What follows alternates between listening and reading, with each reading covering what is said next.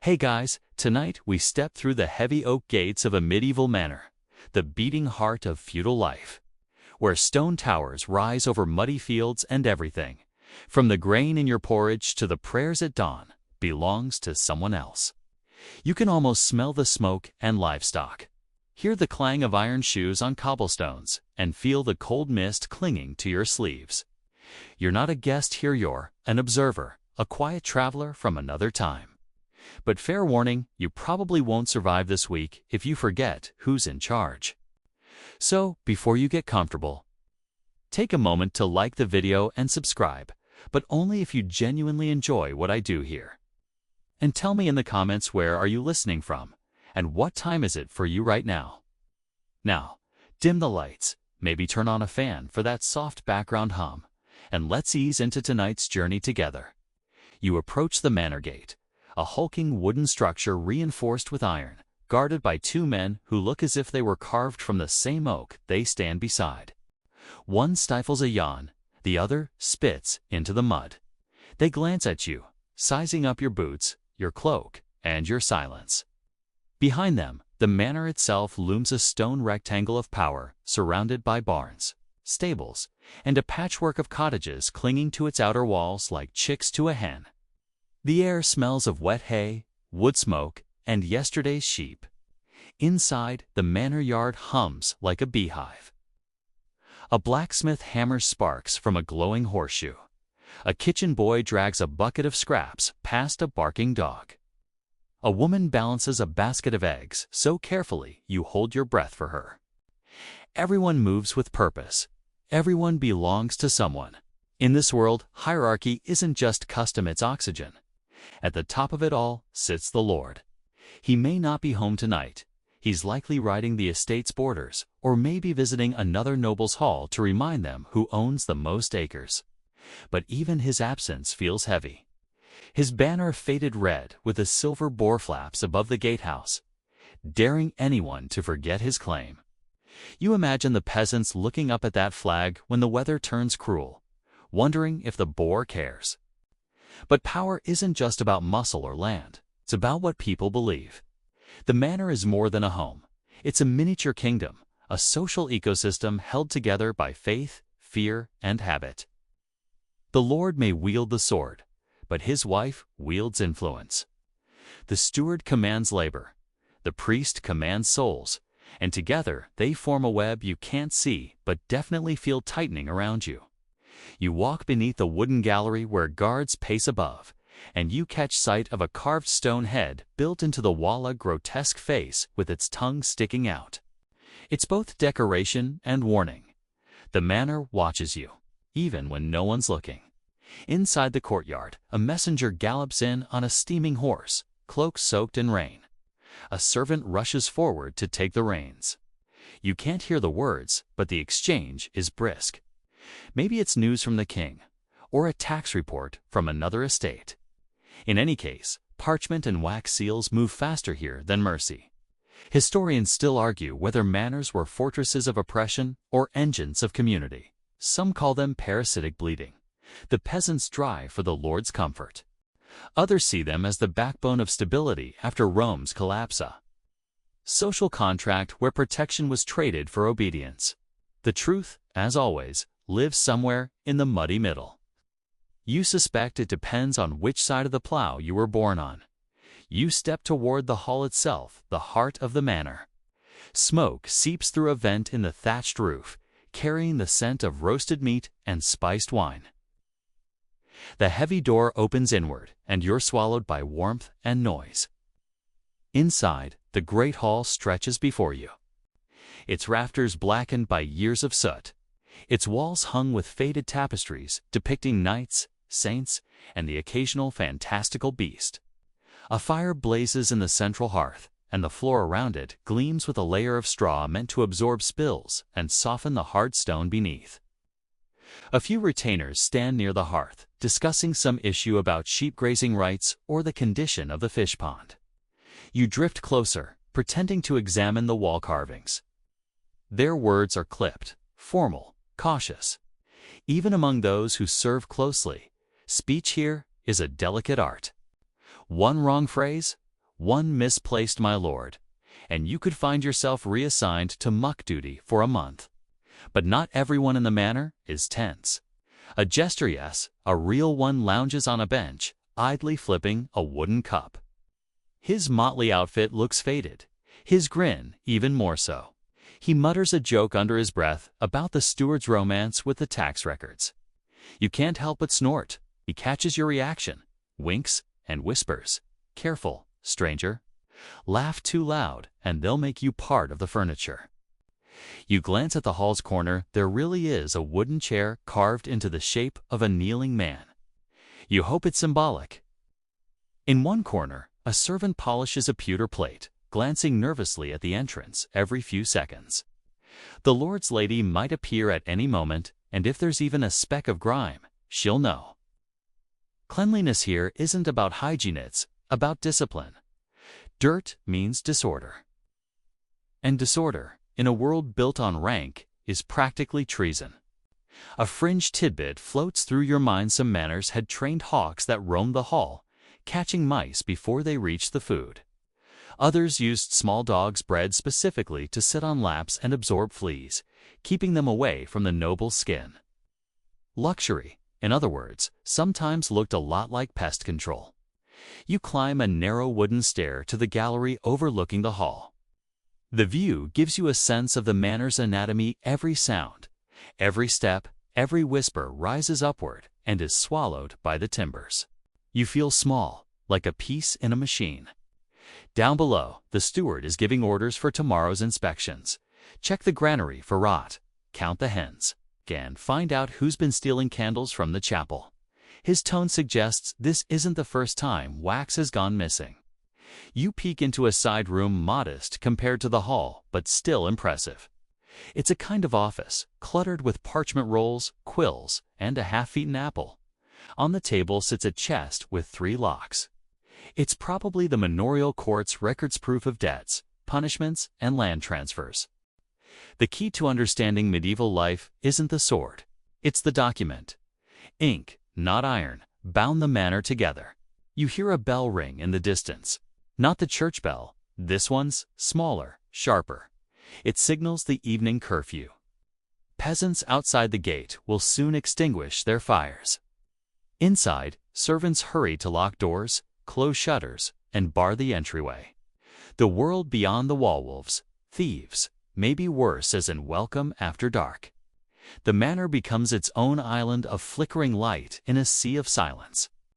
A cat leaps onto the table near you, knocking over a sand timer. You freeze. Then the cat yawns, curls up, and closes its eyes.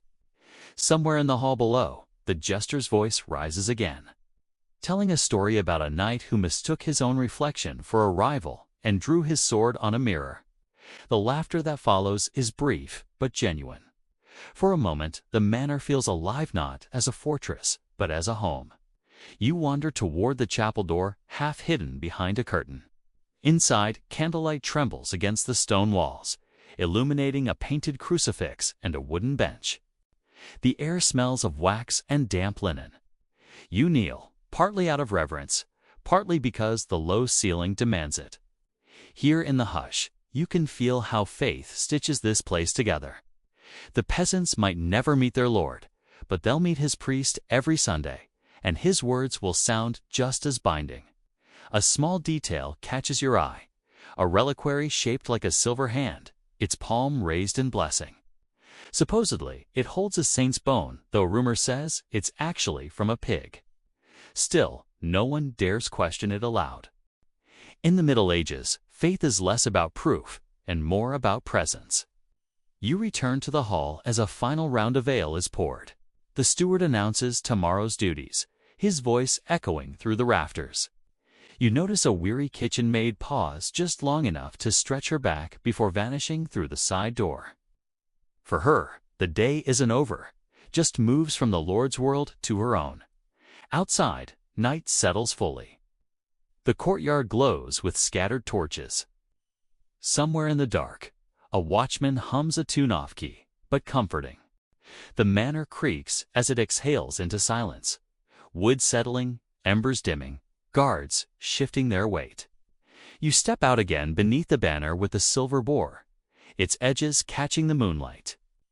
Tomorrow, this world will begin again, the same routines, the same fears, the same invisible threads of obedience, holding it all together. And you, our silent traveler, will follow those threads deeper, through servants' halls, across muddy fields, and into the hearts of those who lived, loved, and prayed under this Lord's watchful eye. You take one last look at the manor gate. Beyond it, the road curls into darkness, waiting. You'll walk it soon, but for tonight, you linger beneath the stone gargoyle that guards the archway, and listen to footsteps, to whispers, to history itself breathing through the cracks. Morning light seeps through the arrow slits of the manor like threads of gold through a tapestry. The courtyard stirs before the rooster even remembers his cue. You wake, or rather, you're nudged awake by the clatter of buckets, the smell of damp straw, and the low murmur of servants already at work. The manor doesn't sleep long. Its rhythm is set by duty, not dawn. Down in the hall, the fire has been rekindled, and the air smells faintly of wood smoke and something yeast of fresh bread, maybe. You follow the scent and find the kitchen door ajar. Inside, a small army of workers moves in tight formation. The cook, a woman with arms like rolling pins, shouts orders over the roar of the fire. More salt. Watch the stew. Don't let that pie burn, or I'll use you for crust. Her tone is half menace, half affection. No one dares test which side wins. This is the heartbeat of the manor, the Lord's household, the tiered system of service that keeps the great machine turning. Every person here has a function, and every function is a hierarchy of its own. There's the steward, who acts as the Lord's voice in all matters of land and money. The bailiff, who supervises the peasants and makes sure the taxes don't go missing. And the reeve, a sort of middle manager chosen from among the villagers, half trusted, half despised. The servants themselves form a miniature society. There are chambermaids who scrub rushes from the floor, grooms who care for the horses, and pages, young boys of noble birth who are here to learn manners, Latin phrases, and how to look important while doing very little. They carry messages, pour wine, and try not to spill either. You suspect they fail often. You step into the main hall just as the steward enters from the side door, his robe neat, his face unreadable. He carries a small ledger bound in leather. If power in this manor were an animal, the Lord might be its roaring lion, but the steward is its calculating brain. He oversees the accounts, knows which tenant owes how many bushels, which meadow floods each spring, and exactly how much ale vanished last week during private celebrations. You trail him as he crosses the hall to a small dais. A few servants kneel, heads bowed. "Rise," he says curtly, and begins listing tasks for the day. The mill needs repairs. See that the masons paid in bread and salt until the harvest. And tell the falconer the Lord expects his birds ready by Sunday. His voice is sharp, rhythmic, a melody of control. You learn quickly that the manor's order depends less on fear of punishment and more on constant performance. Everyone plays their part, even when the audience is invisible. The lady of the house, for instance, doesn't appear yet, but her presence is already felt. Her chambermaids bustle through corridors carrying silk, combs, and ribbons, whispering like wind through reeds. You catch one muttering about a sleepless night. The lady heard wolves again, or maybe dreams. In this world, those two often blur. When the lady finally appears, she glides in with practiced grace. Her gown is rich but sensible, dyed with woad blue and trimmed with rabbit fur. Her hair is braided in a crown around her head, and a thin veil drapes behind like mist. Her eyes, sharp and calculating, flick over the hall. She knows instantly if the banners hang straight, if the cups shine, if anyone's standing where they shouldn't. Power, here, comes not just from command, but from observation. She passes near you, and for a second, the hall seems to pause. You notice her hands fine, pale, but not soft. She likely spends hours managing the estate's domestic side, ordering linen, organizing feast menus, keeping track of which servant's cousin married which plowman. It's invisible work, but vital. When she speaks, her tone is calm, but heavy with authority. "We'll dine early today," she says. The priest arrives at noon. Ah, yes, the priest. His presence turns every meal into a small sermon. But for now, the servants scatter to prepare the midday spread. You wander toward the family's private chamber above the hall. The staircase creaks beneath your feet. The room is brighter than the hall below, with 2 narrow windows letting in sunlight. There's a bedon, actual one, with carved posts and curtains. A chest at its foot holds folded linen and perhaps something more valuable, like spices or coin. A loom stands near the wall, half-woven with a tapestry depicting St. George stabbing a dragon. You wonder if the lady works on it herself or simply supervises. A curious detail: the chamber pot is made of pewter, not clay. Even the Lord's bodily needs are a statement of class. One servant, a timid girl of 14, discreetly carries it away each morning, careful not to spill. You try not to imagine what happens if she does. From the solar's window, you can see the courtyard below. The smith is already at his anvil, hammering a rhythm that could double as a lullaby if it weren't so loud. A pair of stable boys chase a runaway goose. One slips, lands in the mud, and curses. The other laughs until the steward's voice barks from somewhere unseen. Back to work. Laughter dies faster than a candle in wind. You descend the stairs and follow the scent of something sweet. In the kitchen again, the cook is stirring a pot of pottage while the scullion scrubs cauldrons twice his size. You notice an older woman quietly placing herbs on a shelf: sage, rosemary, and something that looks suspiciously like foxglove. When you ask what it's for, she grins, revealing one missing tooth. "For flavor," she says, and sometimes for silence. You decide not to press further. It's a fringe tidbit, but in some manners, cooks and herbalists blurred the line between chef and healer. The same woman who seasoned your soup might mix a salve for your rash or a poison for your rival. It's said a few noble feasts ended abruptly because someone mistook angelica for aconite. Mistakes were expensive here. The Lord finally returns around midday, mud spattered on his boots, his voice carrying across the courtyard. He's younger than you expected, mid-30s, broad-shouldered, with the kind of posture that comes from always expecting to be obeyed. He smells of horse and leather, and when he enters the hall, everyone bows or curtsies in a ripple.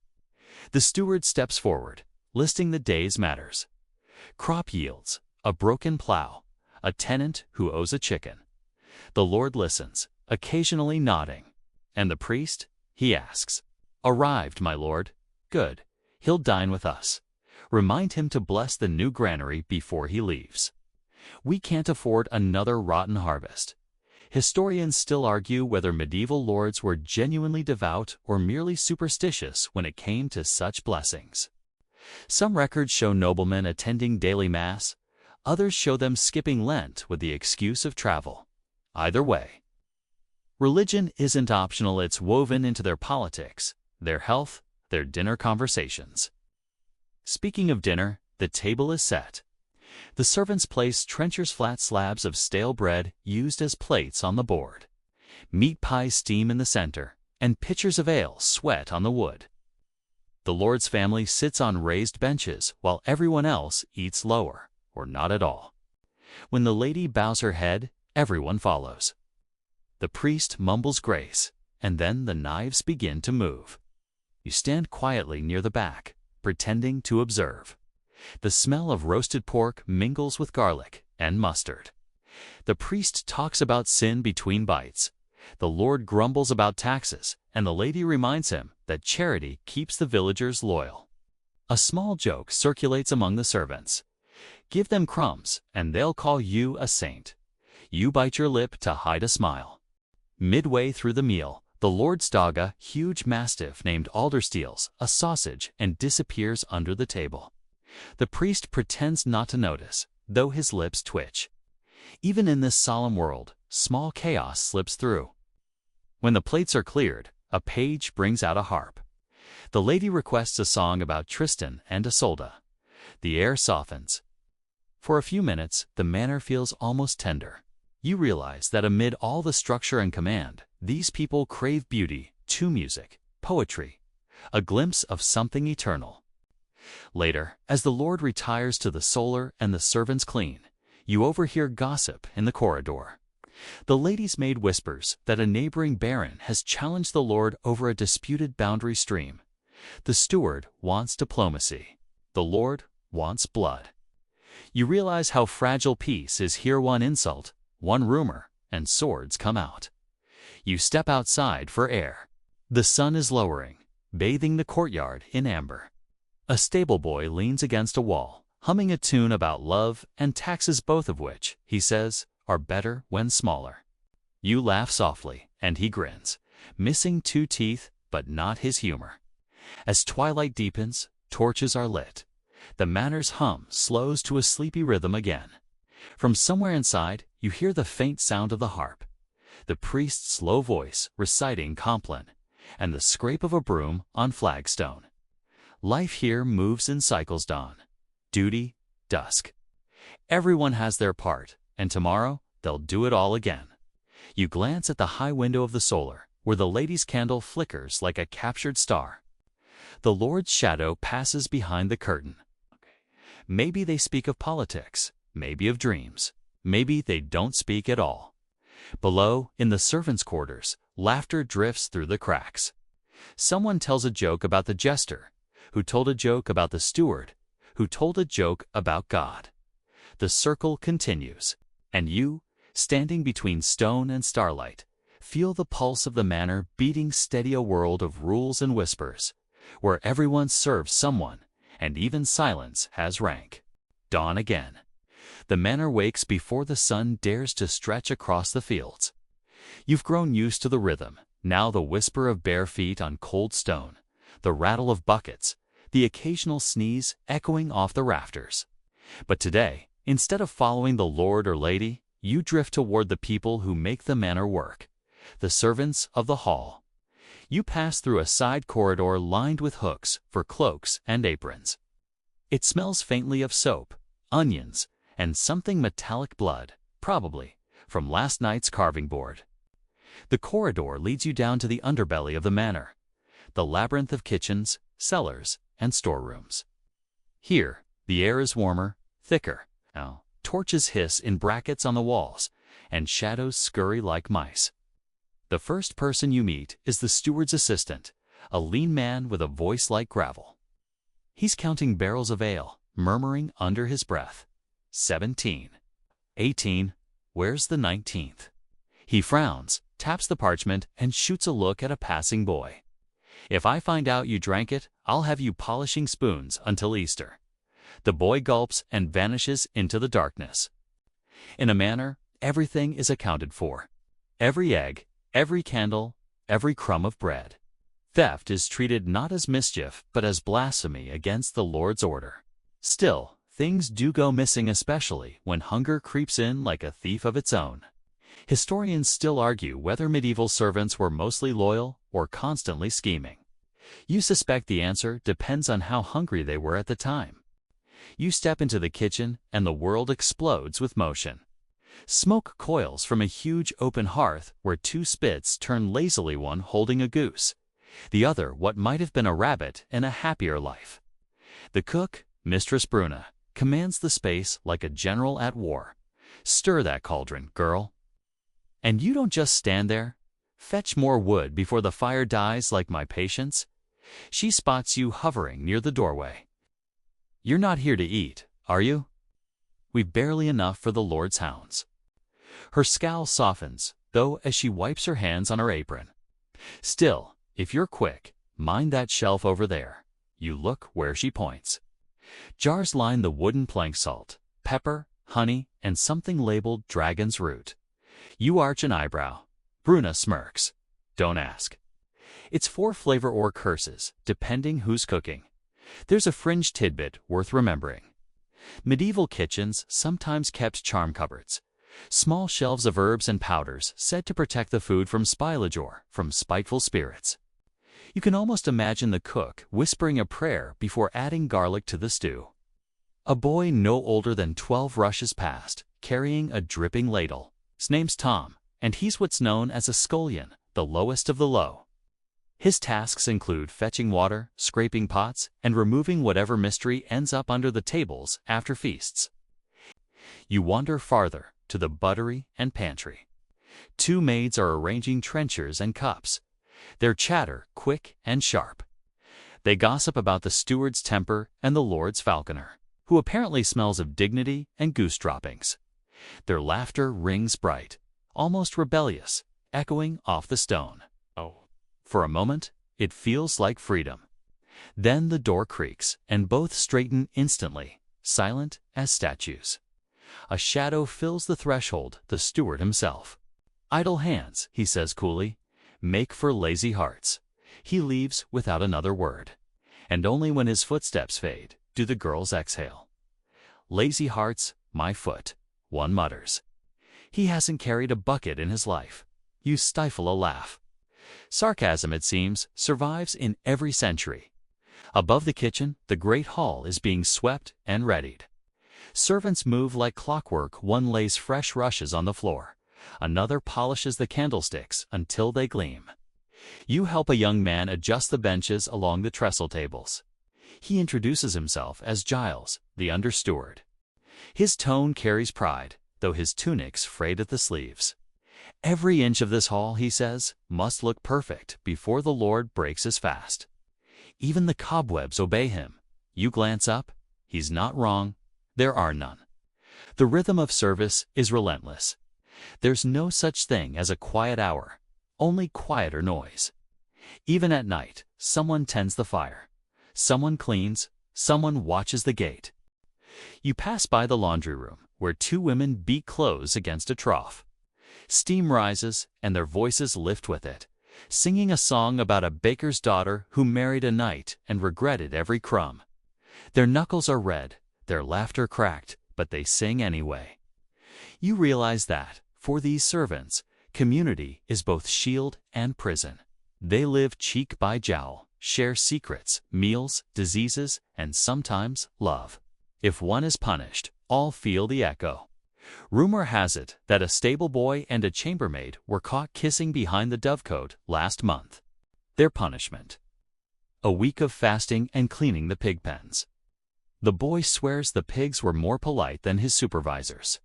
A commotion draws your attention back to the hall. The steward has returned, trailed by the bailiff and 2 men carrying a crate. They set it down with a grunt. Inside, you glimpse folded linens, silver cups, and a small wooden statue of the Virgin Mary.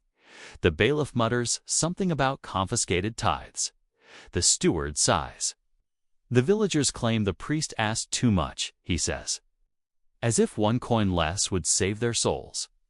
Here lies another truth of manor life. Charity and exploitation often share the same table. The Lord provides protection. The church promises salvation, but both expect payment. And when the peasants fall short, the servants of the hall become the enforcers. Not warriors, but witnesses to the small injustices that oiled the gears of power. Later, in the buttery, Giles pours you a cup of weak ale. "We do what we must," he says quietly. "The manor keeps us fed, but it also keeps us here. None of us really leave." He glances at the doorway, lowering his voice further. "Sometimes I dream of London. I've never seen it, but they say the streets are paved with filth and fortune alike. Better than straw and sermons, I wager. A rat scurries past your foot as if to underline his point. You both laugh. As the day wears on, the servants prepare for the evening meal. The air in the hall grows heavy with the smell of roasting meat and melted tallow. A group of pages enters carrying wooden bowls. Their chatter is all bravado and envy. "Did you see the lady's necklace?" one says. "Worth more than my family's cottage." Another snorts. "Then you'd better not drop it, or your family will become the cottage." A jester pops his head through the doorway, balancing a tray of apples on one hand. "Dinner's ready," he announces, "and so is divine judgment." No one laughs. Tough crowd, he mutters. As the upper tables fill, the servants retreat to the edges, ready to refill cups or clear bones. You stand near the kitchen door, watching the silent choreography unfold. The Lord gestures, wine appears. The lady nods. Bread is sliced. The priest sneezes. 3 people say bless you in perfect unison. It's a strange sort of dignity, the precision of service, the unspoken communication. A raised eyebrow, a pointed glance, a flick of the wrist-tall part of a wordless language refined by necessity. In some ways, these servants hold the manor together more tightly than the Lord's own authority. They know where the food comes from, where it's stored, and who sneaks an extra share. If they ever decided to revolt, the Lord would starve before breakfast. But revolt rarely comes from the hall. It comes from hunger, from the fields, from those who serve but never see the feast. The hall folk, for all their grumbling, live on the thin edge of privilege, close enough to warmth to stay loyal. As the meal ends, servants carry platters of leftovers to a side chamber. The smell of gravy and fruit pie fills the air. Giles appears beside you again, holding a slice of cold bread. Perks of service, he says with a wink. If you're quick, no one asks. He breaks it in half and hands you a piece. Oh, you bite it chewy, salty, comforting. For a brief, strange moment, you feel like you belong. When the last plate is cleared and the torches dim, the servants retreat below stairs. The kitchen quiets, save for the hiss of dying coals. Tom the scullion curls up in a corner, asleep before his head even rests on the sack of flour. Bruna drapes a cloth over the hearth and mutters a short prayer, part superstition, part gratitude. You slip outside into the courtyard. The air is cold, the stars sharp as nails. Somewhere, an owl calls. You look back at the manor's windows, tiny squares of flickering light, each one containing a life bent toward duty. Behind those stones, power hums softly, invisible yet undeniable. And as you stand there, you realize the true secret of the manor isn't just the Lord's wealth or the church's blessing. It's the quiet endurance of those who serve, unseen and unthanked, binding the whole fragile order together with their sweat, laughter, and stolen bites of bread. You leave the manor shadow behind, stepping down a rutted dirt track toward the village. The air smells of smoke and dung, but also bread somebody's baking rye loaves in a clay oven that wheezes like an old dog. Chickens scatter as you walk past. The sun's low, warm, catching on the thatched roofs of cottages leaning at odd angles like drunks supporting one another. You can hear the clop of a single ox cart, the squeal of a pig, and the laughter of children who should probably be working. This is where life truly happens, the heart that pumps the manor's wealth. You probably imagine peasants, a silent, grim people bowed over mud. But no, they talk, joke, argue, and sing. A woman with red hands from laundry calls you stranger, her accent thick as porridge, and asks if you're from the Lord's hall. You nod, and she mutters something about too much bread for those who do no plowing. There's a rhythm to her resentment, tits, practiced, half-honest, half-safe venting. You pass cottages built of wattle and daub, each about the size of your living room. One roof is sagging under a nest of sparrows. Inside, smoke curls from a central hearth-note chimney, so it just fills the space until it leaks out through the thatch. You duck your head to enter. The air is thick, eyes sting, but the room's cozy in its own way. Straw on the floor, rough blankets, a cat curled beside a wooden cradle. A man, the father, carves a spoon from green wood. His wife stirs pottage in a pot suspended from an iron hook. It's mostly cabbage, onions, and barley. Meat, rare as a miracle. You sit for a while. They talk about the coming harvest, the gossip of the reeve, the new tax the king's men are sniffing around for. You listen, realizing that for them, the manor isn't some symbol of protection or pride's an obligation. Every field, every furrow owes service. A portion of their grain must go to the Lord, another to the priest, another to the miller. And yet somehow they still smile. The man jokes about his donkey being smarter than the bailiff, and everyone laughs, even though you suspect that's dangerous humor. Mainstream fact time: medieval peasants weren't slaves, though Hollywood loves that idea. Most were serfs bound to the land, yes, but not owned outright. They couldn't leave without permission, but they did own tools, clothes, even small gardens. They could marry, brew ale, raise chickens, so long as they paid their dues.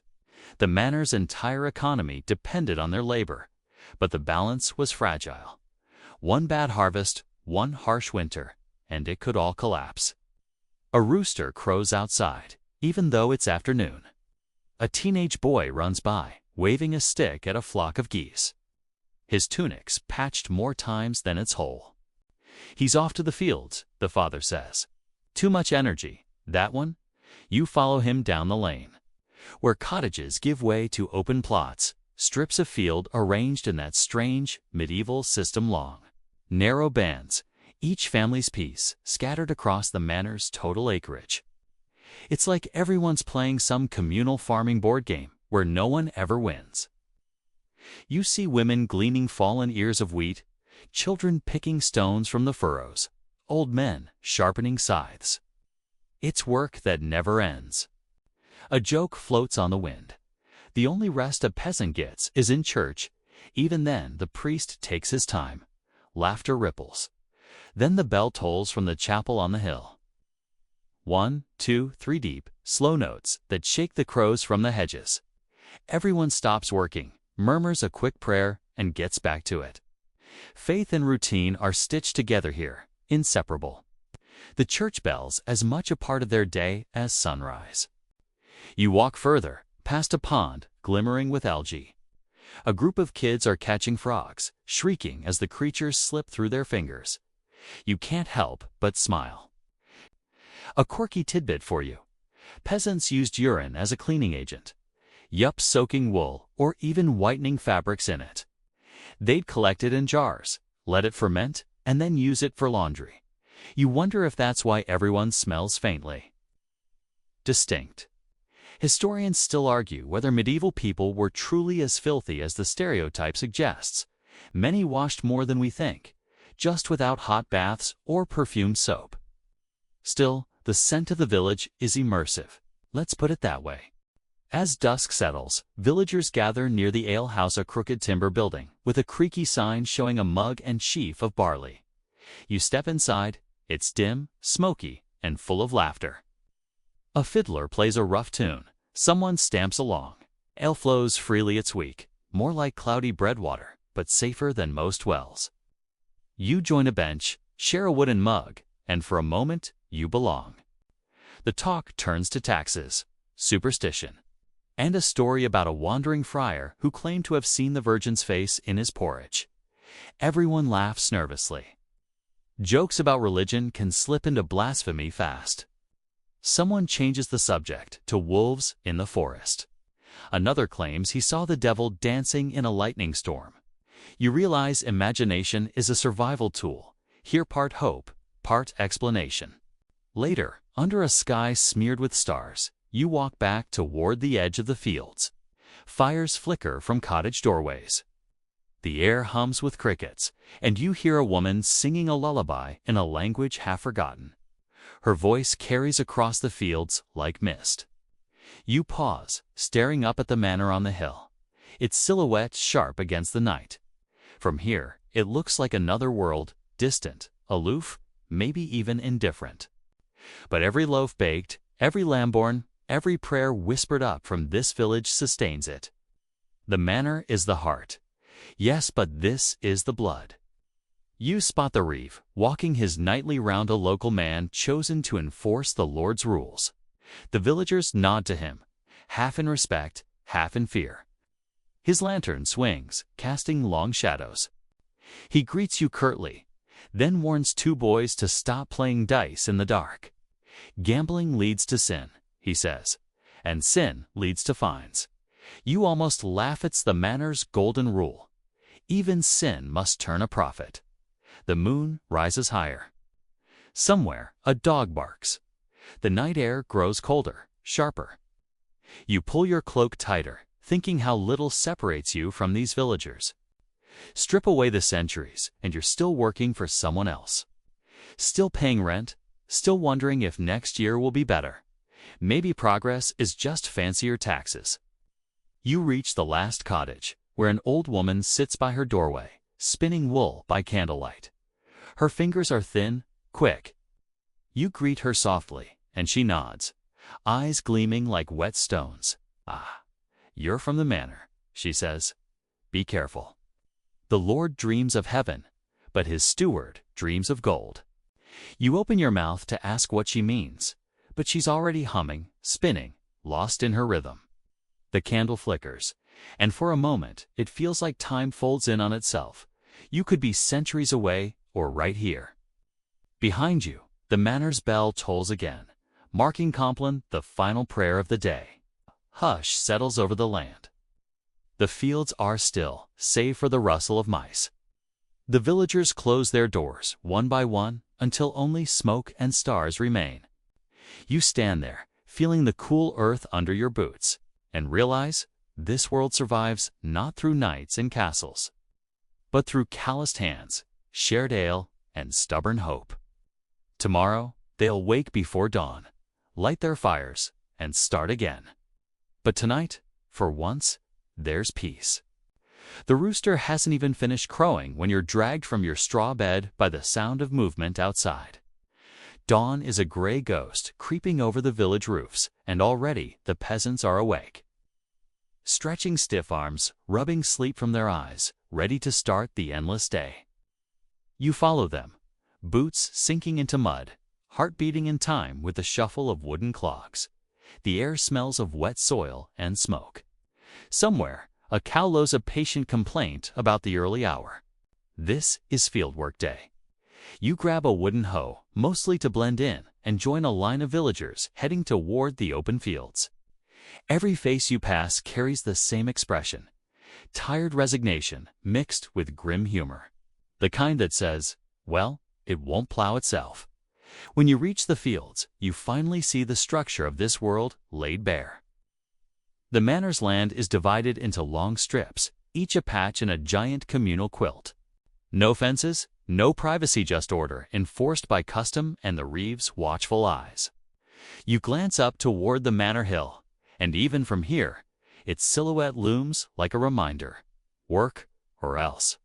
The soil is damp and heavy, clinging to your boots. Oxen grunt as they drag the plow or creaking wooden frame tipped with an iron blade. You take a turn guiding it, hands gripping the plowshare, shoulders aching. The ox moves slow, deliberate, as though it resents the entire concept of agriculture. The peasant beside you laughs. "Ain't no better worker than a beast that doesn't know it's a slave," he says, and you almost choke on your laugh. The irony fits too neatly. Mainstream historical fact here. In the High Middle Ages, around the 12th and 13th centuries, the three-field system was revolutionary. Instead of leaving half the land fallow each year, farmers divided it into three parts, one for winter crops like wheat or rye, one for spring crops like barley or peas, and one resting. It meant more food, more stability, and ironically, more taxes. Because if you grow more, the Lord expects more. You wipe sweat from your brow, the morning sun now bright and merciless. Women walk between furrows, dropping seeds from baskets slung across their hips. Children shoo crows with noisy clappers. A little boy carries a bucket of manure with all the pride of a knight with his sword. His sister teases him, and they both laugh. You can't help but smile. It's easy to forget how joy survives, even under a boothiel. Around midday, the bell rings from the distant chapel, marking Angelus time for prayer. Tools drop where they are. Oxen are unyoked, and everyone bows their heads. The prayer's short but heartfelt, a murmured connection between heaven and dirt. You join them, though your knees protest. When they finish, everyone sits in the grass, unwrapping small bundles of bread, cheese, and onions. Lunch is simple, humble, and shared. You chew on hard bread that tastes faintly of ash, but after hours of work, it feels like a feast. Someone passes you a skin of ale. It's warm and sour, but it clears the dust from your throat. The man next to you tells you about a rumor some villages, he says, are paying coin instead of labor to their lords. Serfs turning into freemen, he mutters. Soon we'll all be merchants. He laughs, but it sounds nervous. Historians still argue whether serfdom's slow decline was caused more by rising wages, plagues, or rebellion, but you sense change simmering beneath this muddy calm.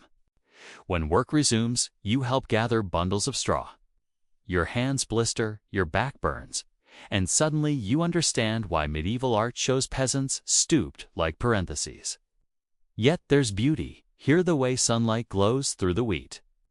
The rhythmic thump of hoes, the chant of the workers as they move in unison. It's exhausting, yes, but strangely hypnotic. A quirky tidbit for you. Peasants sometimes used songs as timekeepers. They'd measure tasks by verses weed until the fourth line, rest by the refrain. The church hated some of these songs, especially the ones with mildly scandalous lyrics about millers' daughters or wandering monks. But they survived anyway, whispered in rhythm with the soil. By late afternoon, clouds gather like bruises across the sky. The air thickens. Everyone works faster. Rain means delay, and delay means hunger later. The first drops fall fat and cold. Soon it's a downpour. Mud sucks at your boots, oxen groan. People curse softly under their breath. The smell of wet earth is everywhere. You help drag the last bundle to a cart, your arms trembling. You find shelter beneath a crude wooden lean-to, where a few villagers sit huddled. Someone's lighting a small fire, though the smoke stings your eyes. The talk drifts again to tithes, rents, and God's mysterious sense of humor. A woman named Alice begins to complain about the tithe the churches demand for 1/10 of everything they produce. 1 part for God, 1 for the Lord, and none for us, she says, shaking her head. Her friend hushes her quickly. Even mild complaints can echo dangerously. You think of the tithe barns you've seen, massive, cathedral-like storehouses filled with grain, wool, and fruit. The church is everywhere here. It watches over birth, marriage, confession, and death. Even the land breathes under its blessing. Without it, people fear the crops won't grow, the rain won't fall, or the soul won't rise. Yet faith doesn't stop them from grumbling. Maybe that's the secret balance. Believe, but complain enough to stay human. When the rain clears, the sunset flares bright orange, washing the drenched fields in molten light. Steam rises from the earth like incense. You watch as people gather their tools and trudge home. There's a calm dignity to it, a day spent, muscles sore, duties met. You walk with them back toward the village, passing a mill where a water wheel turns sluggishly in the stream. The miller, a plump man with a suspiciously clean tunic, waves. He's whistling, counting coins. Everyone jokes that millers steal a pinch of flour from every bag, but only behind his back. The miller's toll, they call it. It's both tradition and tolerated theft. Back in the village, smoke curls from chimneys again. Inside each cottage, you hear the low murmur of families at supper. You step into one home where a woman stirs pottage in a pot blackened from years of use. The smell is earthy, comforting. She adds herbs from her garden: sage, parsley, maybe a touch of garlic if the priest isn't watching. Her husband breaks a small loaf in half and offers it to you. You thank him, and for a while, you eat in quiet companionship. As night deepens, you wander toward the edge of the fields again. Fireflies flicker above the grass, and the manor's windows glow faintly in the distance. Somewhere, a night watchman's bell rings once, twice low, steady, like a heartbeat. You sit on a fence post, looking out at the moonlit furrows stretching endlessly into the dark. The peasants may not write chronicles or build cathedrals, but their labor sustains everything. Every grain of bread at the Lord's table begins here, between these aching hands and calloused palms. And when the harvest fails, Famine sweeps through like judgment. You've heard whispers of it already, fields in the next shire turning to rot, people boiling bark for soup. Hunger doesn't care about faith or hierarchy. It only knows the sound of an empty stomach. Still, as the stars wheel overhead, you sense an unshakable endurance in this world. It's not heroism, it's habit. Survival has become its own religion. The peasants pray not for riches, but for next week's bread, next year's child, the next sunrise. And maybe, deep down, you envy that clarity. A faint wind carries the smell of manure and wood smoke. Somewhere, a dog howls. You pull your cloak tighter, glance up at the manor again, and wonder how long this fragile order can last. Because every plow furrow digs not just into soil, but into time, and time, as always, is waiting to turn the fields upside down. You stand, brushing dirt from your hands, and follow the sound of the chapel bell calling for evening prayer. The villagers move toward it, candles in hand, faces glowing like small stars. You join them. The priest's voice drifts through the wooden door. Low, melodic Latin, the kind that sounds more like magic than language. And as the chant rises, you realize how this world breathes through rhythm, repetition, and hope. The manor may own the land, but the people own the night. The church bell is still ringing when you step into the cool hush of the chapel. The air smells of candle wax, old wood, and a hint of damp stone. Your boots echo on the flagstones, loud enough to feel sinful. Outside, the sky is turning pink with dawn. But in here, it's always twilight. Light filters through narrow stained glass windows, painting the walls with small patches of red and blue like God-left fingerprints of color on gray stone. You sit at the back, blending in with a handful of villagers already kneeling. A woman crosses herself, lips moving in silent prayer. A boy beside her fidgets, stealing glances at a carved angel glaring down from the beam. The priest enters, robe swishing, eyes hollow with both piety and sleeplessness. He starts the Mass, his Latin flowing like a chant you half understand but fully feel. The ritual is mesmerizing. Bells chime at the elevation of the host. Incense curls like ghostly vines, and you realize that for these villagers, faith isn't abstract, it's texture, smell, rhythm. They don't argue theology, they breathe it. Their world begins and ends with the church calendar: Advent, Lent, Easter, harvest blessings, saints' days. Time itself feels like one long prayer. You look up at the crucifix, worn smooth by centuries of touch.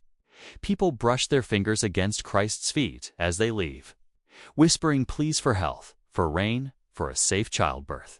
The priest blesses them one by one. To him, this is more than ritual. It's the village's heartbeat.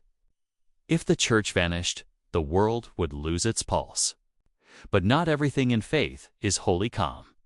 Step outside after Mass, and you'll hear talk of curses, charms, and whispers that the new widow's cow stopped giving milk because of the old crone down the lane. The same people who kneel for communion also nail horseshoes above their doors and sprinkle salt in their boots just in case. Faith here is a patchwork quilt stitched from gospel and superstition, relic and rumor. You pass a cottage with a small cross carved above the lintel. Inside, an old woman murmurs to a bowl of herbs, tying red thread around it. She calls it a blessing for her grandson. The priest might frown, but he probably does the same when no one's watching. Mainstream fact time. The Catholic Church in medieval Europe wasn't just a religion. It was a full system of life. It owned nearly a third of the land in some regions, collected tithes, and even acted as the court in moral or inheritance disputes. But for ordinary folk, the church was also comfort. Its bells marked the hours. Its prayers soothed fears that no sword could touch. You wander behind the chapel to the graveyard. The grass is uneven, gravestones crooked and simple. Some graves are marked only with wooden crosses, half-rotted by rain. A boy chases a dog between them, laughing, and his mother scolds him. The irony isn't lost on you. Death and life coexist here as naturally as morning and night. A crooked man approaches, carrying a basket of candles. He's the parish beadle, the priest's assistant. We light them for souls, he tells you, gesturing toward a niche filled with flickering flames. Some burn for the living, some for the dead. God knows who's who. You ask how he keeps track. He grins, showing one tooth. He doesn't. As the day stretches on, faith and work blur together. You join a small procession, heading to bless the fields. The priest leads, carrying a silver cross. Behind him, peasants hold torches and sing hymns in rough, cracked voices. They walk the boundaries of the manor, sprinkling holy water on furrows and hedgerows. A blessing for fertility, a hedge against famine. Some say it works, others say it's habit. Historians still argue whether rituals like these were truly about faith or about control, a way to keep villagers united, obedient, and watchful. Maybe both. Later, you stop at the edge of the woods where a shrine sits, half swallowed by ivy. Inside is a small wooden figure Mary. Probably, the weather has blurred her features. Someone's left an apple, a few wildflowers, and a coin. Faith here isn't confined to church walls, spills into meadows, trees, wells. Every corner of the landscape hums with invisible prayer. A man passes you, carrying a carved stick decorated with feathers. For luck, he says, eyes darting toward the chapel in case someone hears. The priests don't like it, but my father swore it keeps away fever. He taps it twice on the ground. Worked for him, mostly. You walk with him toward the stream. He tells you about a traveling relic that came through last springs, supposedly a splinter of the true cross. People lined the road, dropping coins into the priest's hand just to glimpse it. It smelled like pine, he says. Maybe Holywood smells of forest. You grin. He's joking, but half believing. That's the medieval way, faith and doubt living side by side, like mismatched siblings who still share a bed. By midday, the air's heavy and bright. The priest visits a cottage where a woman's in labor. You follow quietly, standing near the door as the villagers gather outside.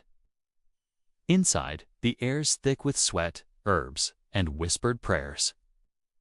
The midwife works calmly, muttering Hail Marys. A cry splits the air, then another. A baby's born. Cheers erupt outside. Someone rings the chapel bell, one quick, joyful peal. The priest baptizes the newborn right then and there. Better early than too late, he says. Infant mortality's high, and no one wants an unbaptized soul drifting in limbo. He traces the sign of the cross on the baby's forehead, mutters Latin words you can barely catch. Then he smiles, weary but genuine. Gives these moments weight, a shape, a reason to keep breathing. Afterward, he tells you quietly that he spends more time comforting than preaching. People need hope, he says, not rules. You can tell he means it. But later, you'll hear stories of priests who hoard tithes, chase girls, or sell indulgences like tavern drinks. The church is as human as its flock, holy and hypocritical, pure and corrupt in equal measure.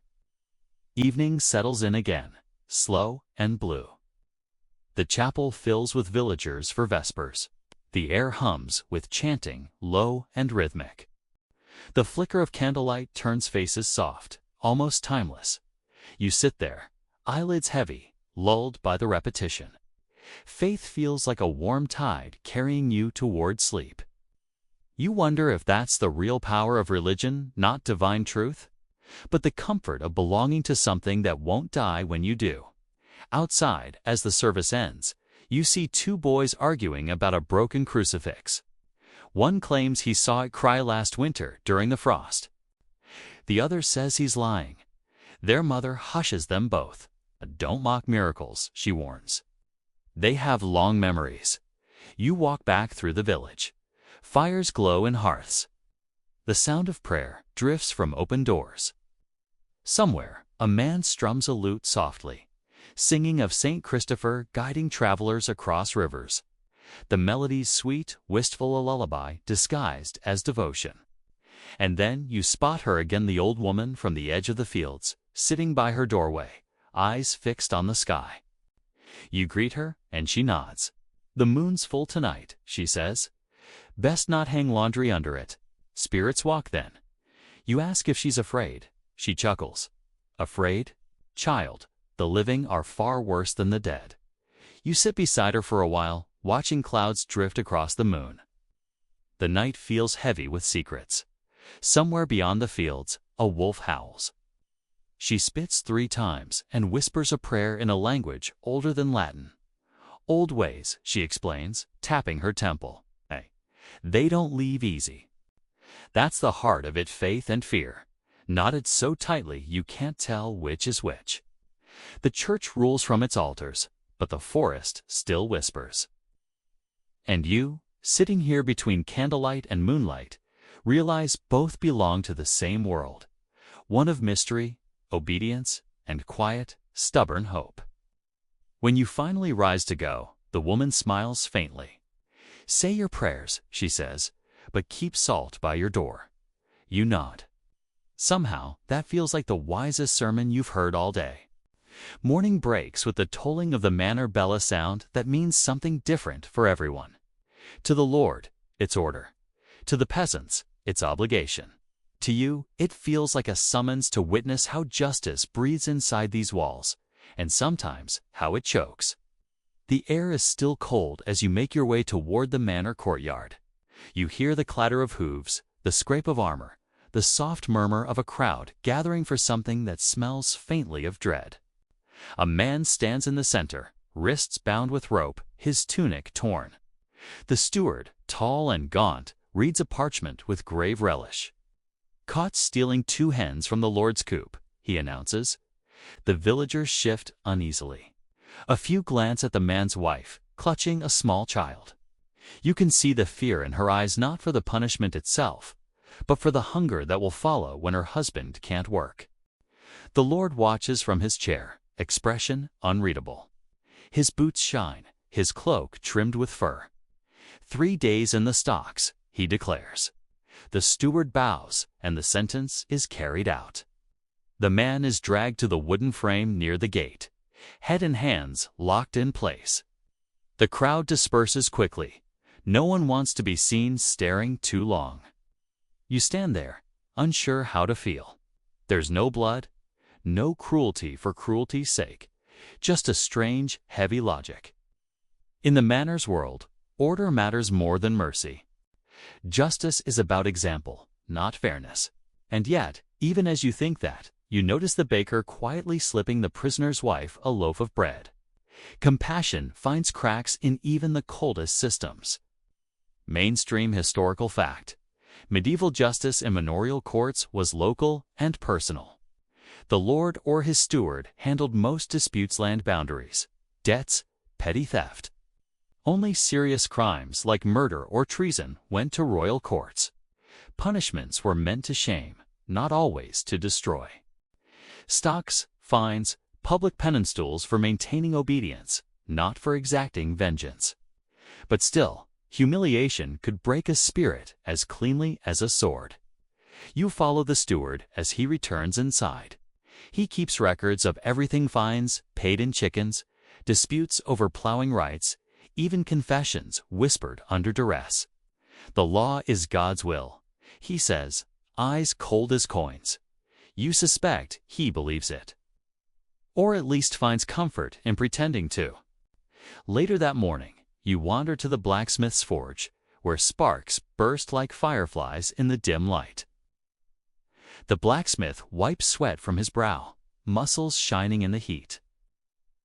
He's working on a set of shackles, grim, practical things, forged from the same iron as horseshoes. You ask if they're for prisoners. He shrugs. Could be for wolves. Metal don't care what it binds. His hammer falls again with a rhythmic clang. The sound feels like the heartbeat of control. Outside, you hear laughter from a different direction. 2 boys run past, waving wooden swords, pretending to be knights. One shouts, "By the king's justice, surrender." The other collapses dramatically in the mud. Their mother scolds them for getting dirty, but you can see she's smiling. Even in a world of punishment, play sneaks in, mocking the very authority that keeps them in line. Around midday, the stocks draw attention again. A group of villagers brings the man water. Someone sneaks him a strip of dried fish. The sun beats down and flies buzz lazily around his face. He mutters prayers, or maybe curses. The line between the two is thin here. A quirky tidbit: in some regions, animals could be put on trial. Pigs, cows, even roosters accused of causing harm might face court proceedings, complete with lawyers and witnesses. The absurdity doesn't escape you. Somewhere between justice and theater, medieval life finds its balance. Historians still argue whether these trials reflected genuine belief or symbolic ritual. Reminder that law, like faith, must always have an audience. That night, you sit in the great hall again, where the Lord holds his weekly assembly. The same stone walls that echoed with laughter during feasts now hum with tension. Villagers step forward, one by one: petitioners, complainants, witnesses. One woman accuses her neighbor of stealing her spindle. Another claims her fence was moved by witchcraft or deceit. The steward records each with mechanical precision. Then comes a different case. A man accused of striking a monk. Gasps ripple through the hall. The Lord frowns. Violence against the church, he says slowly, is violence against the soul. The accused bows deeply, trembling. He insulted my wife, he whispers. The Lord's expression softens slightly. Then you struck him twice for her honor and your sin. He pauses. Pay 1 hen to the monastery and 2 to your wife for patience. The room exhales in quiet relief. Justice, or something close enough. When the hall empties, you linger by the fire. The flickering light paints shadows like ghosts across the Lord's face. He's staring into the flames. Mercy, he murmurs, costs less than blood. It's hard to tell if he's wise or warier both. You step outside, needing air. The night's cool, sharp, alive with crickets. The man in the stocks still stands there, head bowed. His wife sleeps nearby, a shawl pulled tight around her shoulders. You look up at the manor tower, at the cross that gleams faintly in moonlight. Faith and law, side by side, one to save the soul, the other to cage it. But the world isn't all cruelty. The next morning, you're woken by music, pipes, and drums echoing across the fields. It's Saint's Day, a rare celebration. The Lord's court grants freedom from labor for a few precious hours. Banners flutter, laughter spills like wine. The same steward who delivered punishments yesterday now oversees the festivities, keeping an eye on the ale, but smiling all the same. The villagers dance in a circle, skirts swirling, boots stomping. A pig's been roasted on a spit, its fat sizzling. Children chase each other with sticks, pretending to joust. You see the prisoner Egan released, his wrists raw but his grin defiant. He's already helping turn the spit, laughing at some crude joke. Forgiveness, it seems, arrives not through sermons, but through survival. You sit beside the well, watching it all. A minstrel sings of King Arthur, of justice and honor. You can't help but chuckle. His tale feels almost alien compared to the muddy reality around you. Still, for a few moments, everyone believes. Even the hardest faces soften under the spell of a story.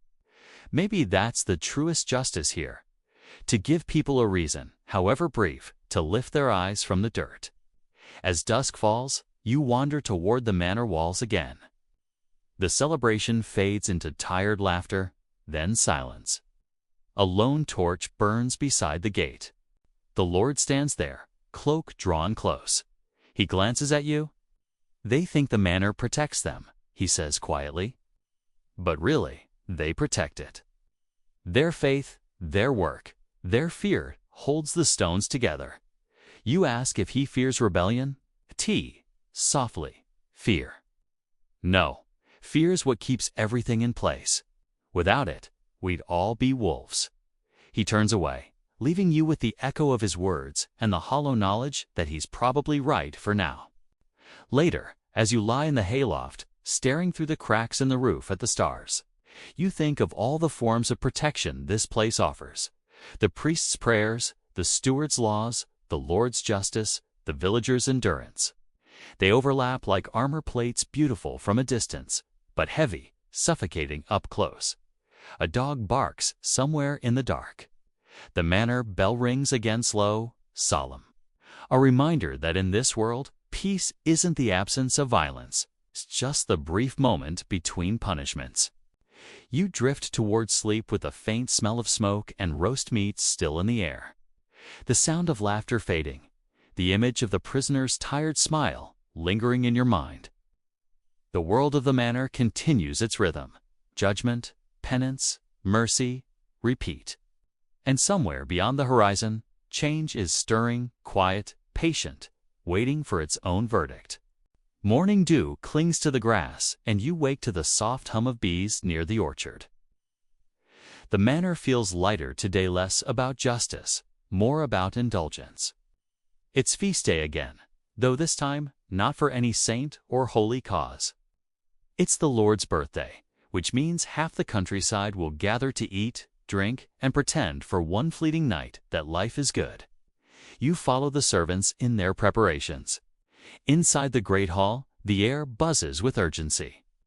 Roasting spits turn with a rhythm like music. You smell venison, spiced with cloves that came all the way from the eastern trade routes, worth more than most peasants earn in a year. A boy polishes goblets till they gleam, his reflection warping in their curves. The cook, red-faced and swearing softly, arranges pies shaped like birds, their crusts painted golden with egg yolk. You sneak a glance at the Lord's table, where a centerpiece of sugar sculptures depicts a miniature castle sweet walls for a sweet illusion. And yet, beyond the kitchen doors, the contrast couldn't be sharper. Peasants gather outside, waiting for the leftovers that tradition promises them. They joke about dining with the Lord, though it really means gnawing on the bones after the feast. Still, even scraps carry flavor and hope. You walk through the corridor as the music begins. Minstrels tune their lutes, fiddles hum, and the air fills with the scent of pine resin from torches. The Lord and Lady enter in full finery, laughter trailing behind them. The lady's gown glitters with thread dove gold embroidery. Her smile is practiced perfection. The Lord, cheeks already flushed, waves a goblet and declares, "Let joy be our duty tonight."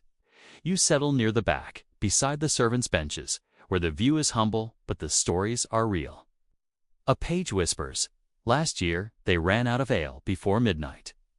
Steward nearly fainted. You grin.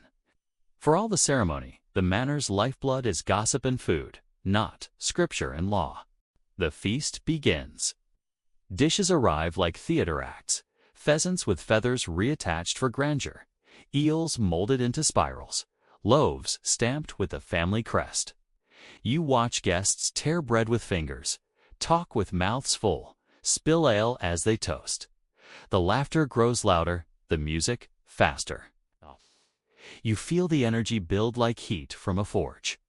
Then, amid all that noise, you notice something quieter. Young servants slipping an apple to a hungry child through a side door. No one sees except you. These small rebellions are the manor's secret heartbeat, generosity that disobeys. Mainstream historical fact: medieval feasts were not only about food, but status. Who sat where, who served whom, even what utensils were used, we reflected social hierarchy. The Lord at the head, clergy nearby, knights down the table, peasants serf, invited at the farthest end. Eating was political theater. Every bite a signal of power, every gesture a sermon about order. And yet, order falters easily when the ale flows. As night deepens, the laughter shifts tone, too loud, too desperate. Someone sings Bodhi verses about a monk and a milkmaid. The lady of the manor hides a smirk behind her goblet. The steward glares, but even he can't silence merriment when it spills like this. You slip outside for air. The stars are sharp, the moon bright. Down near the barns, a quieter kind of gathering unfolds. The peasants have built their own fire, their own feast. Rough bread, cider, roasted turnips, but the laughter here feels freer. A fiddler scrapes out a tune, and pairs begin to dance. Hands rough but joyful. You're pulled into the rhythm before you can protest, boots stamping, heart pounding. Someone jokes, "We eat what they waste. We laugh where they frown." You can't help but laugh to its truth, wrapped in defiance. This, you realize, is the other half of the manor. Unseen, unthanked, but fully alive. A quirky tidbit. During grand feasts, it wasn't unusual for noble guests to bring their own food. Tasters' fear of poisoning was real. Sometimes servants tested every dish, from soup to wine. Ironically, the tasters often enjoyed the best flavors at least until something went wrong. Historians still argue whether the paranoia was justified or exaggerated by later tales. Back inside, the feast has reached that dangerous middle ground between joy and chaos. A troubadour sings of courtly love of knights who risk death for a single glance. The lady listens, chin tilted gracefully, though you suspect she's heard it all before. You look around and catch glances between servants and guests that are less poetic. Beneath the silken piety, the manor simmers with forbidden currents. A knight slips away, with a maid to ward the corridor. The steward notices, but says nothing. He knows some scenes are better left unspoken. In a place ruled by faith, hypocrisy is as essential as bread. Later, the hall dims. Candles burn low, wax pooling like melted time. The Lord rises unsteadily, claps his hands, and declares, "Enough of gluttony. Tomorrow begins Lent." A groan ripples through the guests. Fasting follows feasting as surely as shadow follows flame. The next morning, the manor feels like a ghost of itself. Tables cleared, banners folded, laughter replaced by silence. You see the cook scrubbing platters with vinegar, muttering about penance. "One night of heaven, 40 days of hell," she grumbles. During Lent, meat disappears from the diet. Fish replaces it. Though inland manors like this one struggle to get fresh supplies, you watch servants salt barrels of herring, their hands stinging from the brine. Bread turns coarser, meals simpler. Even the Lord sighs at his thin pottage. But rules are rules, or, at least, the appearance of following them. Historians still argue whether fasting was truly spiritual discipline or social theater. In some records, lords secretly broke the fast in private chambers, while their kitchens staged elaborate fish dishes made to look like meat. You imagine biting into a fish sausage and can't decide if it's devotion or delusion. Outside, the peasants fast tooth. For them, it's hardly different from everyday life. Hunger doesn't feel holy when it's constant. You visit a cottage one evening. A woman kneads barley dough while her children sit close to the fire. She offers you a piece, smiling shyly. "God rewards patience," she says. You nod, though her eyes tell you she's hoping for reward in this life, not the next. The village priest stops by to bless their meal. His robes are patched, his face kind but weary. "Faith," he says, "is like bread, eats best when shared." You wonder if he believes it, or needs to. He tells a story of a saint who survived 40 days eating nothing but air and prayer. The children giggle, unconvinced. You can't blame them. Days stretch into weeks. The rhythm of deprivation becomes almost comforting. The villagers grow quieter, slower. The manor's kitchen smells of lentils and leeks instead of roast meat. Even the dogs seem more solemn. One evening, as the sun sets crimson behind the fields, you find the Lord sitting by the chapel, hands clasped. "We fast," he says softly, "to remember that we are dust." You look at him, at the silk robe, the jeweled ring. "Do you feel like dust?" you ask. He chuckles, bitterly. "Not yet, but give it time." A storm rolls in that night, rattling shutters, howling through chimneys. You lie awake, listening, half expecting it to wash away the whole manor it seems. Its sorrows, its secrets. But morning comes quietly, as it always does. The cycle continues. By Easter, the mood transforms again. Bells ring, tables groan under food, wine flows. Feasting after fasting feels almost sinful, but everyone partakes anyway. You realize that the manor's rhythm, the alternation between indulgence and restraint, isn't about balance. It's about control. The church, the Lord, even hunger itself, they all keep people in check by teaching them when to desire and when to deny. And yet, there's beauty too. During the Easter service, sunlight pours through stained glass, painting everyone in impossible colors. For a moment, peasants and nobles alike kneel side by side, the same light touching their faces. No rank, no hunger, no fear, just warmth. Then the moment passes, and the hierarchy rebuilds itself like a tide returning. You walk through the manor gardens after the feast. Flowers bloom, bees drone lazily, and for the first time you catch the faint scent of freedom. Not rebellion, not escape, just the idea that maybe, someday, people won't need to fast to prove they're worthy of joy. You pause by the gate, watching servants laugh as they wash dishes, their sleeves rolled up, sunlight flashing on the water. Work and pleasure blur. You smile.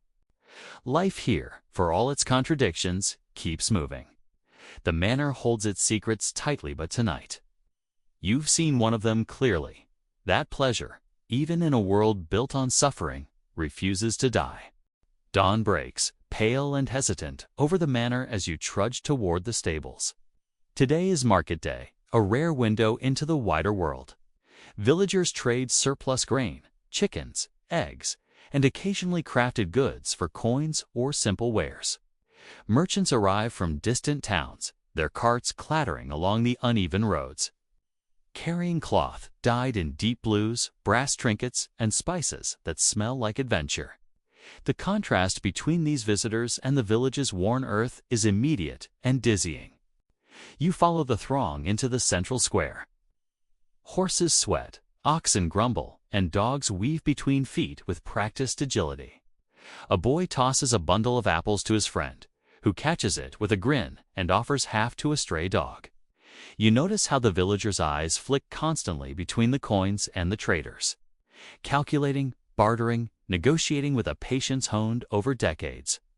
The market smells of hay, dung, and smoke, mixed with a foreign sense of cinnamon and ginger. People jostle for space, some shouting their wares, others murmuring quietly, waiting for the right opportunity. You realize that the manor's economy doesn't just exist behind the walls, it radiates outward, connecting these fields and cottages to a network of trade, gossip, and influence that spans miles. Mainstream historical fact: medieval markets were central to local and regional economies. Villages depended on them not only to exchange goods, but to access news, gossip, and ideas from outside their immediate world. They were social hubs as much as economic centers. Without them, peasants would face isolation and scarcity. Lords would lose some oversight, and the church would have fewer opportunities to extend influence. You wander past a stall where a woman sells homemade candles, her hands blackened by soot. She tells you quietly that the wax comes from a neighboring abbey monks traded in exchange for grain. A few steps away, a merchant haggles over a piece of dyed fabric with a matron who mutters curses under her breath. You notice the tension in every transaction. Bargaining isn't just about money. It's about pride, reputation, and survival. A quirky tidbit: some medieval merchants used perfume to cover the smell of rotting goods. A whiff of rosewater or lavender signaled cleanliness and sophistication, masking the fact that a lot of produce had seen better days. Historians still argue whether this was clever marketing or desperate deception. But either way, it reminds you that appearances were vital, even in the dirt. In one corner, a traveling bard sets up. He plays a lute and sings tales of knights, kings, and dragons. Villagers gather, clapping and stamping in rhythm. A young girl tries to mimic the singer, her voice high and sweet, and a few older women laugh gently. Music is their respite, a momentary lifting above the hard lines of their lives. Even here, under the watch of the manor, art survives. You notice the Lord's Reeve in the crowd, notebook in hand, observing transactions. His gaze is sharp, making mental notes of who has surplus, who owes, and who might be plotting. The veil of social order is thin, the manor depends on it. A merchant from the next shire tries to cheat a peasant, but the crowd quickly intervenes, shouting, gesturing, warning. You realize justice in this space is communal, raw, immediate. You drift toward a stall selling pottery, cups, bowls, and jugs of uneven shape. The potter offers to trade a small jug for a few eggs. You notice the subtle negotiations, the nods, the shared understanding that survival here relies on trust as much as currency. This informal economy keeps the village alive when laws are slow, lords are absent, and the church is occupied with other matters. The midday sun is harsh. Sweat runs down your back as you help a peasant carry a basket of grain to a nearby cart. You glance at the manor hill, its silhouette unchanged, yet somehow less intimidating against the bright sky. The daily rhythm continues, the manor rules, but the villagers act. They survive, they adapt, they persist. A small crowd gathers to watch a display of falconry. The birds swoop, talons extended, catching prey with ruthless precision. You notice, though, how carefully the falcons are trained, how every motion is controlled. The lesson is clear. Even freedom is managed here.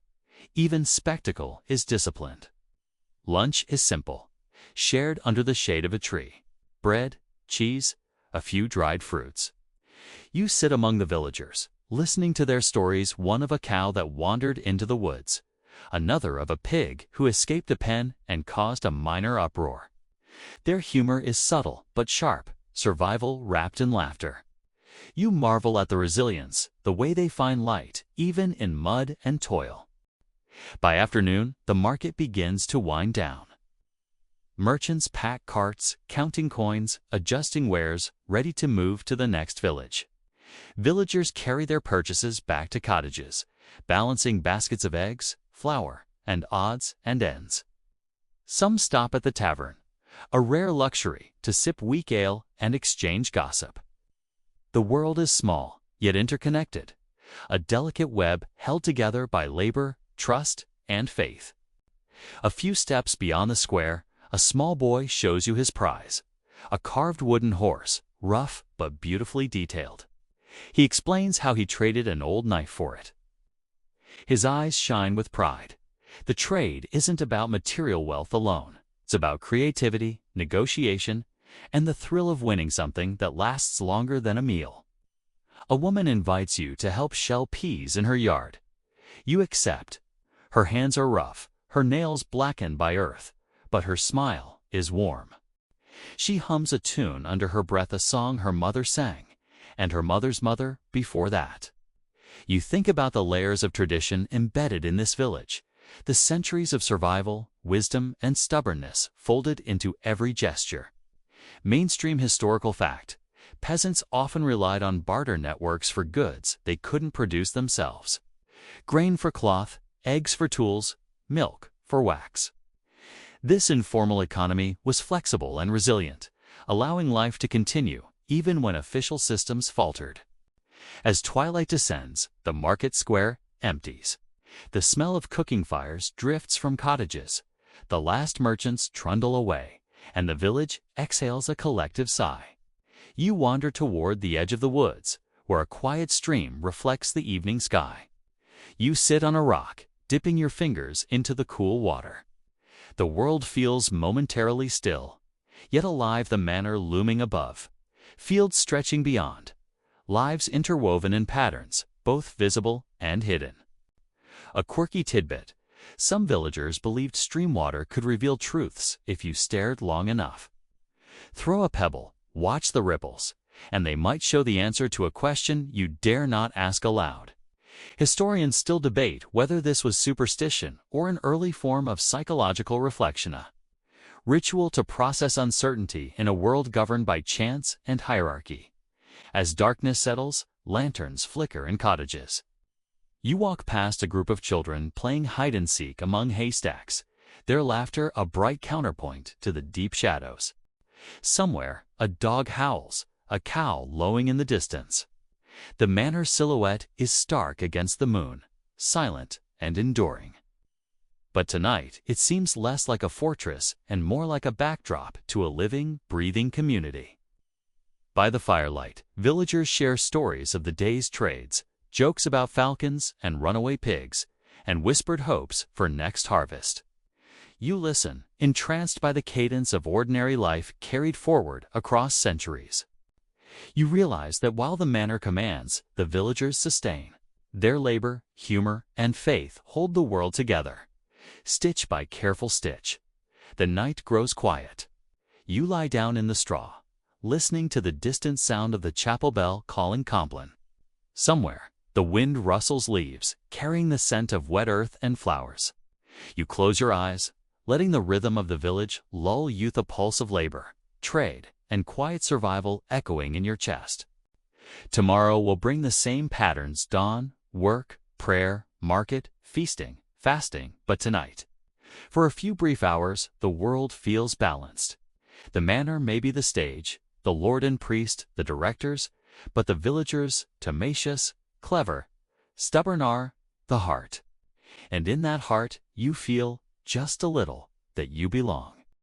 The morning is crisp, and you wake to the sound of roosters crowing, dogs barking, and the faint creak of the manor gates swinging open. Today, the air carries a sense of urgency, tinged with excitement. Word has spread. A traveling preacher will visit, bringing stories, lessons, and promises of salvation. Villagers gather near the chapel, faces eager, expectant. You trudge along with them, boots muddy, heart curious. The preacher is a tall man with a booming voice and a hat that looks borrowed from a bishop's wardrobe. He sets down his bag, unfurling parchment and a few wooden props. Villagers lean forward, children pressed against their parents, all waiting for the spectacle. His opening words carry authority, yet there's a warmth underneath, as though he understands both the sins and the struggles of the people. You notice the subtle choreography of attention. The villagers nod, whisper to one another, shift slightly to see better. The preacher gestures dramatically, painting images of heaven and hell, of righteous kings and wicked lords. He talks about miracles: a blind man healed by a saint, a leper cured after a vow, a river that turned sweet in the midst of drought. You hear gasps and murmurs. Some faces show wonder, others skepticism, a few hidden smiles at the obvious exaggerations. A mainstream historical fact: traveling preachers, or itinerant clergy, played a crucial role in medieval life. They spread news, reinforced church doctrine, collected alms, and sometimes stirred rebellion. Their sermons were performances as much as lessons, designed to capture attention and leave a lasting impression. You feel yourself drawn into his narrative. He speaks of virtue and toil, of penance and reward, reminding everyone that the world is both cruel and merciful. His cadence rises and falls, pulling the villagers' focus like a tide. Even the Lord, watching from the manor steps, cannot suppress a small nod of approval. The preacher pulls a small crucifix from his bag, holding it aloft. This represents sacrifice, he says, but also resilience. Remember, your labor is not meaningless. Your prayers are not unheard. Even the humblest hearts can shape destiny. His words resonate in the square, touching ears that have known more hardship than comfort. You notice how the villagers lean in, absorbing every syllable, as if each word is a seed planted in the fertile soil of their daily lives. A quirky tidbit: some itinerant preachers carried relics they claimed were miraculous, like splinters of wood or cloth. Villagers often kissed or touched them, hoping for blessings, even if skeptical. Historians still argue whether the power lay in the objects themselves or in the collective belief of the faithful, a question that feels both simple and profoundly human. After the sermon, the preacher moves among the crowd, shaking hands, blessing children, whispering counsel. You follow him silently, noticing interactions that are intimate and small. A woman thanks him for helping her son, who had fallen ill months ago. An old man bows, murmuring gratitude for guidance in crop planting. These moments, fleeting and personal, contrast sharply with the grandeur of feasts and the sternness of law. Faith is at once universal and deeply individual. By midday, the villagers return to their chores, carrying the preacher's lessons like fragile lanterns in their pockets. Women weave baskets, men repair fences. Children herd animals, all infused with the subtle reassurance that their work carries significance beyond the visible. You wander through the fields alongside them, feeling the weight and rhythm of labor anew. Each swing of the hoe, each handful of soil, seems imbued with the echoes of the preacher's words. You pause near the stream, watching the water ripple over stones. Reflection becomes literal as sunlight dances on the surface.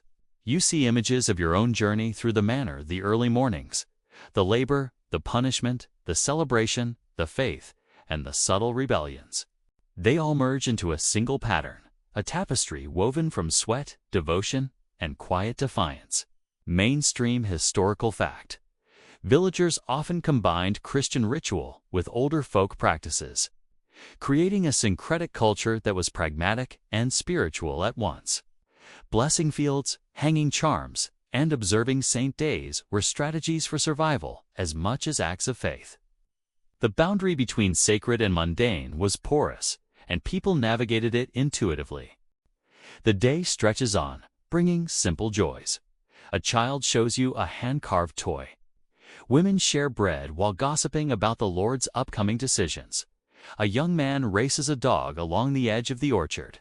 All of it feels like a dance, the choreography of human resilience, humor, and routine. As evening approaches, you walk toward the manor once more. The sun dips low, casting golden light across stone and timber. You see the Lord standing on the balcony, surveying the village like a watchful guardian or a stern parent.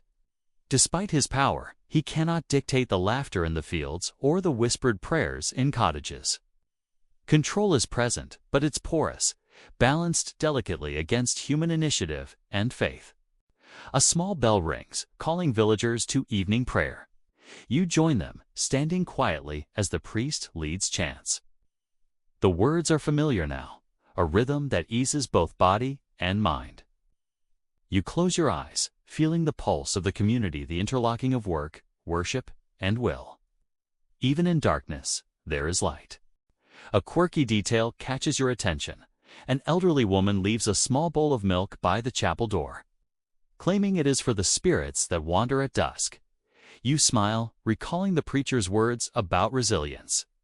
In this world, faith wears many faces: official doctrine, personal ritual, superstition, and hope, and all are equally real to those who practice them. Night deepens. The manor towers silently over the village, its windows glowing faintly. Fires flicker in cottages, illuminating faces lined with toil but softened by the glow of daily survival. You walk through the fields one last time, tracing the paths of oxen, noting the stillness of sheep huddled in pens, listening to the whisper of wind through tall grasses. The world feels vast and small at once, contained within stone walls and open skies. Dominated by authority, but enlivened by those who endure. Finally, you climb into the hayloft, pulling the coarse straw around you. The night is alive with distant animal calls, rustling leaves, and the faint hum of prayers still lingering in the air. You reflect on everything: the manor's order and its punishments, the feasts and fasts, the markets, the fields, the chapel, the preacher, the hidden kindnesses and quiet defiance. It all forms a single, intricate web, a world that is brutal, beautiful, and utterly human. Tomorrow, the cycle will continue. Labor, worship, celebration, restraint, survival. But tonight, you rest with a sense of completeness. You have walked the rhythm of the manor, breathed its dust, listened to its music, and glimpsed the unbroken thread that holds this medieval world together.